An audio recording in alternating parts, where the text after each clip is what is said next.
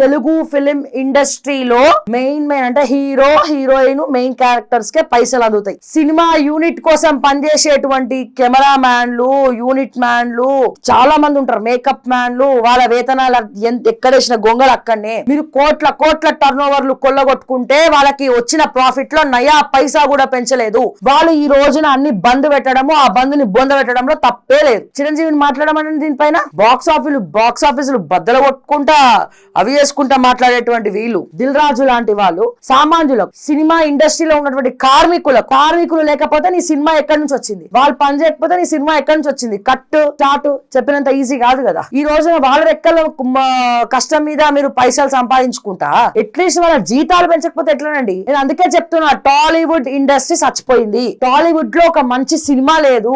నేను చెప్తున్నా, కుబేరా సినిమా ఉంది ఫర్ ఎగ్జాంపుల్. కుబేరాలో ధనుష్ చేసిన పాత్ర మన తెలుగు ఇండస్ట్రీలో ఎవడన్నా చేయగలుగుతుండేనా? ఒరిజినల్ చెత్త కుప్ప మధ్యలో వేసిండు యాక్టింగ్, అంత నేచురల్ గా యాక్టింగ్. బహిరంగ ఛాలెంజ్ చేస్తున్నా, ఎవరన్నా ఆ పాత్రని చేయగలుగుతుండేనా మన తెలుగు ఇండస్ట్రీలో?